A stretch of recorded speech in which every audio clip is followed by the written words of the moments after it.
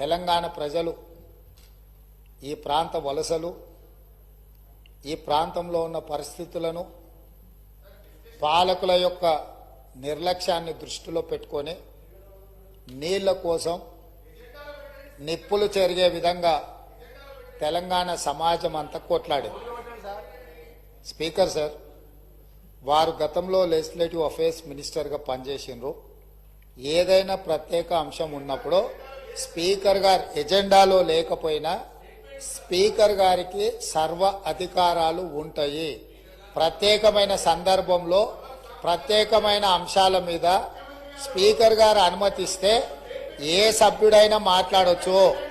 ఒకవేళ ఆ సభ్యులు మాట్లాడదలుచుకుంటే ఒకవేళ తమరు అనుమతిస్తే మిగతా సభ్యులకు ఎవరికి కూడా అభ్యంతరం లేదు. కాబట్టి దయచేసి సభా సాంప్రదాయాలను గౌరవిస్తూ ఈరోజు తెలంగాణకు ప్రధానంగా రెండు సాగునీటి తాగునీటికి వనరు, ఒకటి కృష్ణానది కృష్ణా జలాలు, రెండు గోదావరి జలాలు. కృష్ణా జలాల మీద దాదాపుగా నిన్న తమరి అనుమతితోని కొంతమేరకు మనం చర్చించగలిగినాము. వాస్తవాలను ఈ రాష్ట్ర ప్రజలకు మనము చెప్పగలిగినాం. ఇక రెండవది గోదావరి జలాలు. గోదావరి జలాల మీద మీకు తెలుసు, ఆనాడు తమరు మంత్రిగా ఉన్నప్పుడే డాక్టర్ వైఎస్ రాజశేఖర రెడ్డి గారు, ఆనాడు పెద్దలు దేవేందర్ గౌడ్ గారు ఆదిలాబాద్ నుంచి చేవెళ్ల వరకు పాదయాత్ర చేసి తెలంగాణ ప్రాంతాన్ని సస్యశ్యామలం చెయ్యాలి అని అంటే ప్రాణహిత చేవెళ్ల నిర్మించాలి అని చెప్పి వారు పాదయాత్ర చేపట్టడం జరిగింది. ఆనాటి ప్రభుత్వం ఈ ప్రాంత ప్రజల యొక్క ఆలోచనను దృష్టిలో పెట్టుకొని ప్రాణహిత చేవెళ్ల ప్రాజెక్టును ఆ రోజు ప్రారంభించడం జరిగింది. ఆ రోజు దాదాపుగా మొదట 12 లక్షల ఎకరాలు అనుకొని తర్వాత 14 లక్షల పైచిలకు ఎకరాలతోని 38,500 కోట్ల రూపాయలతో 2008లో టెండర్ పిలవడం జరిగింది.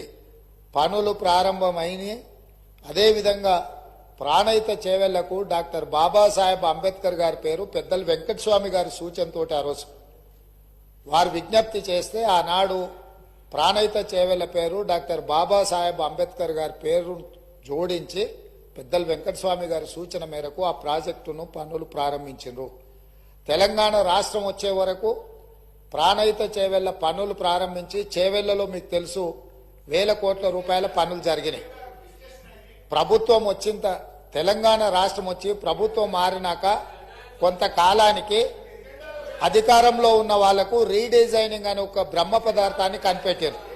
ఆ బ్రహ్మ పదార్థంతోనే తుమ్మిడిహెట్టి దగ్గర నిర్మించాల్సిన ప్రాజెక్టును వివిధ మార్పులకు చేర్పులకు దారితీసి చివరికి మేడిగడ్డ, అన్నారము, సుందిల్ల ఇక్కడ బ్యారేజీలు కట్టి మేడిగడ్డ నుంచి లిఫ్ట్ చేసి అన్నారంలో పోస్తాం, అన్నారంలో నుంచి లిఫ్ట్ చేసి సుందిల్లలో పోస్తాం, సుందిల్లలో నుంచి నీళ్లు లిఫ్ట్ చేసి మిడ్మానేరులో పోస్తాం, అక్కడి నుంచి మిగతా ప్రాంతాలకు నీటిని తరలిస్తామని చెప్పి ప్రాజెక్టు రీడిజైనింగ్ అని ఒక బ్రహ్మ పదార్థాన్ని కనిపెట్టి 38,500 కోట్ల రూపాయల అంచనాతో ప్రారంభమైన ఈ పనులను 1,47,000 కోట్ల రూపాయలకు పెంచింది అధ్యక్ష.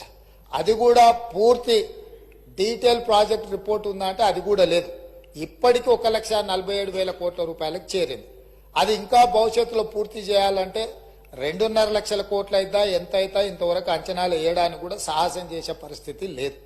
సరే, అంచనాలు ఎట్లా పెంచిండ్రు, ప్రాజెక్టు రీడిజైనింగ్ ఎట్లా చేసిండ్రు, సాంకేతిక పరమైన అంశాలేంది, సాంకేతిక నిపుణులు ఇచ్చిన ప్రాజెక్టు డిజైన్ ఏంది, దాని తర్వాత జరిగిన నిర్మాణం ఏంది, నిర్మాణం తర్వాత జరిగిన నిర్వహణ ఏంది, ఇవన్నీ ఒక్కెత్తైతే ఈరోజు మేడిగడ్డ బ్యారేజ్ అనేది కుంగిపోయింది అధ్యక్ష.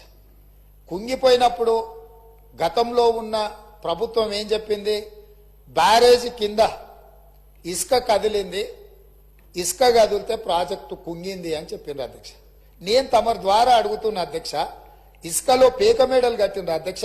ఇసుక కదిలేటట్ల ప్రాజెక్టు బ్యారేజు కట్టి 1,000 కోట్ల రూపాయలు ఖర్చు పెట్టి ఈ రోజు అది కుంగిపోయితే చుట్టూత పోలీసు పహారాలు, వాగా బార్డర్ లో కూడా అంత పోలీసు పహారాలు లేవు. అంటే భారత్ పాకిస్తాన్ సరిహద్దులో వాగా బార్డర్ ఉంటుంది. అంటే పాకిస్తాన్లోకి వెళ్ళాలి అని అంటే అక్కడ మొత్తం శత్రు దుర్భేద్య విధంగా పహారాలు కాస్తుంటారు పోలీసులు, అక్కడ ఉండే ఆర్మీ. అంతకంటే ఈ మేడిగడ్డ ప్రాంతంలో పిట్ట కూడా ఎగరడానికి వీలు లేకుండా ఆనాటి ప్రభుత్వం ఆ కుంగిన బ్యారేజ్ను ఎవరిని చూడకుండా దాన్ని దాచిపెట్టిండ్రు. దాంతో కేంద్ర ప్రభుత్వం దీనికి సంబంధించి ఫిర్యాదులు అందిన నేపథ్యంలో నేషనల్ డ్యామ్ సేఫ్ అథారిటీ అధికారులను పంపించి ప్రాథమికంగా ఆ ప్రాజెక్ట్ ఏం జరిగిందో చూసి ఒక నివేదిక ఇచ్చిండ్రు. ఆ కేంద్ర ప్రభుత్వం నుంచి ఇచ్చిన సాంకేతిక నిపుణులు ఇచ్చిన నివేదికను కూడా గత ప్రభుత్వం తప్పుపట్టింది.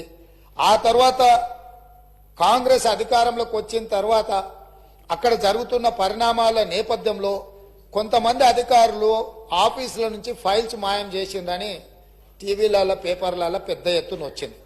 తక్షణమే ప్రభుత్వం తేరుకొని విజిలెన్స్ అండ్ ఎన్ఫోర్స్మెంట్ అధికారులను మీరు ఆ ఫైళ్లు మాయమైన ఏమి మాయమైనాయి, ఎవరు మాయం చేసిండ్రు, అదేవిధంగా మేడిగడ్డ అన్నారం ప్రాజెక్టులలో జరిగిన అవకతవకల మీద మీరు ఒక నివేదిక తయారు చేయండి అని చెప్పి ప్రభుత్వం ఆదేశాలు ఇవ్వడం జరిగింది.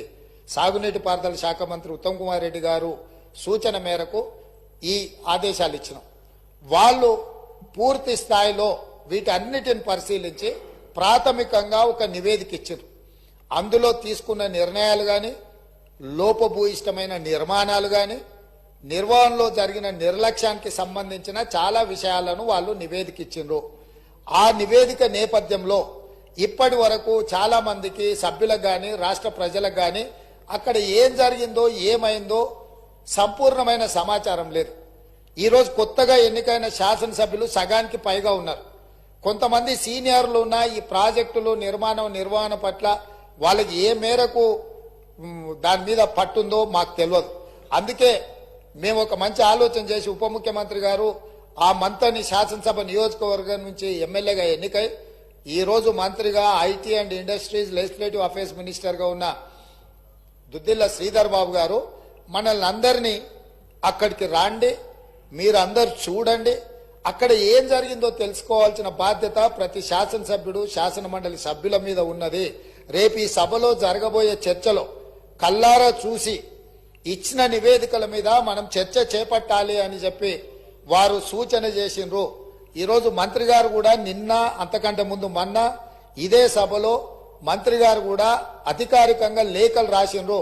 ఇంక్లూడింగ్ ప్రధాన ప్రతిపక్ష నాయకుడు కల్వకుంట్ల చంద్రశేఖరరావు గారికి, అదేవిధంగా భారతీయ జనతా పార్టీకి, ఎంఐఎంకు, సిపిఐ సభాపక్షాలకు అందరికి కూడా ఉత్తమ్ కుమార్ రెడ్డి గారు లేఖ రాసి ఈరోజు 10 గంటలకు సభా సమావేశాన్ని ఏర్పాటు చేసుకుని దీని మీద ఆహ్వానం పలికి ఆ తర్వాత మనము అక్కడికి బయలుదేరదామని చెప్పడం జరిగింది అధ్యక్ష.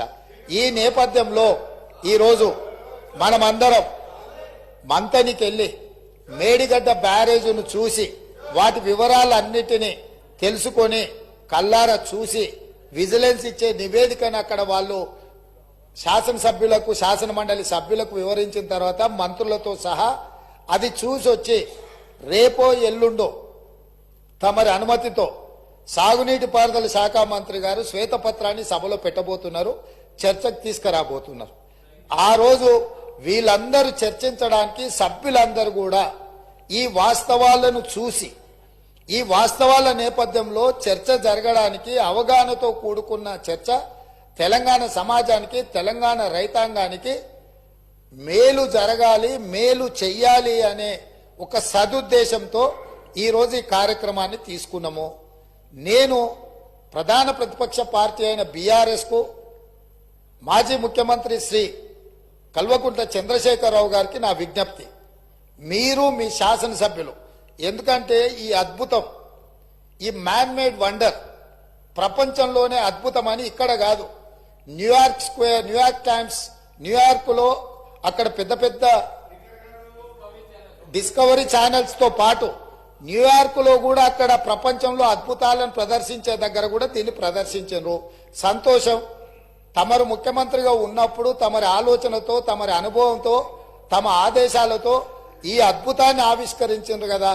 ఈ రోజు ఈ అద్భుతాన్ని తెలంగాణ ప్రజలు ఎన్నుకున్న శాసనసభ్యులు, శాసన మండలి సభ్యులకు చూపించేటప్పుడు వారే ముందుండి వారే ఏ విధంగా ఈ అద్భుతాన్ని సృష్టించినరో, దానికోసం వారు ఎంత శ్రమ పడ్డారో, ఎన్ని రాత్రులు నిద్ర లేకుండా వారు గడిపినరో, వారి అనుభవాలను అన్నిటిని కూడా అక్కడ అందరికి వివరించి చెప్తే తెలంగాణ సమాజానికంతా కూడా ఈ అద్భుతం అదేంది మన అక్కడ ఉన్నది కదా, మన ఏందన్న ప్రేమకు ప్రతీక ఉంటుంది చూడు, తాజ్ మహల్ అంత అద్భుతాన్ని అక్కడ ఆవిష్కరించింది కాబట్టి కల్లారా చూసి మేము చూస్తే మా చెవులకు అందరికీ వీను విందుగా వారు చెప్పడానికి అవకాశం ఉంది.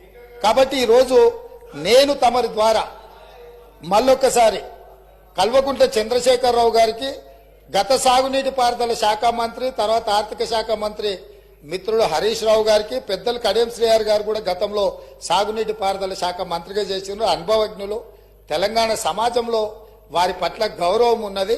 వారు నిష్పక్షపాతంగా అక్కడికి వచ్చి విశ్లేషించి తెలంగాణ సమాజానికి అక్కడ ఉన్న పరిస్థితులు, మేమేమంటున్నామంటే కాళేశ్వరం మీకు ఏటీఎంగా మారింది, మీ ఇంట్లో కనక వర్షం కురిసిందని మేము ఇక్కడ అనదలుచుకోలేదు. కాకపోతే అక్కడ ఏదైతే జరిగిందో జరిగిన వాస్తవాలను తెలంగాణ ప్రజలకు తెలుసుకునే హక్కు అధికారం లేదా అని నేను అడుగుతున్నా. ఈ రోజు మన అందరము గత 4-5 రోజుల నుంచి చెప్తానే ఉన్నాం, అందరం కలిసి వెళ్దామయ్యా ఒక మంచి వాతావరణంలో కలిసి మన అందరం మెలిసి అక్కడికి వెళ్ళి చూసి తప్పు జరిగిందా జరగలేదా, తప్పు జరిగితే తప్పు జరిగిందని నిర్ధారిస్తే తప్పుకు కారణం ఎవరు, దాన్ని నిర్ధారిస్తే దానికి విధించాల్సిన శిక్ష ఏంది, ఈ సభలో చర్చించుకొని ఈ సభ ద్వారా ఒక మంచి సాంప్రదాయానికి తెరదీద్దామనేదే మా ఆలోచన. ఈరోజు మేము దానికోసమే ఆ ప్రాంత శాసనసభ్యుడు కాబట్టి గతంలో గవర్నర్ గారు ఉండే, వారి పేరు ఎందుకు కానీ వారు ఏమన్నారు, కాళేశ్వరరావు అని అన్నాడు హరీశ్వరరావు బదులు. కాళేశ్వరరావు గారిని కూడా ఈరోజు మేము అక్కడికి కాళేశ్వరం పోదామని అడుగుతున్నాము. మేము ఆహ్వానించడంలో ఉన్న తప్పేముంది అధ్యక్ష? ఇప్పుడు మేము ఒకవేళ బై రోడ్డు మేము బస్సులు పెట్టుకున్నాం, అందరం కలిసిపోయినట్టు ఉంటుందని. ఒకవేళ ఏదైనా మీకు బస్సులో ఇంత దూరం ప్రయాణం చేయడానికి ఏదైనా ఉంటే ప్రభుత్వానికి అధికారికంగా హెలికాప్టర్ ఉన్నది. పెద్దలు చంద్రశేఖరరావు గారి కోసం ప్రత్యేకంగా హెలికాప్టర్ను కూడా రాష్ట్ర ప్రభుత్వము సిద్ధంగా ఉంచింది బేగంపేట ఎయిర్పోర్టులో.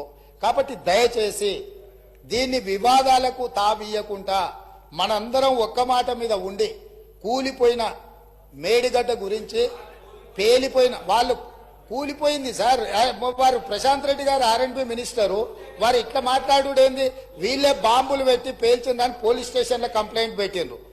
బాంబులు పెట్టి పేలిస్తే సింపుల్ లాజిక్ అధ్యక్ష, ఏదైనా బాంబులు పెట్టి పేలిస్తే శకలాలు గాల్లోకి ఎగురుతాయి అధ్యక్ష, భూమిలోకి పోవు.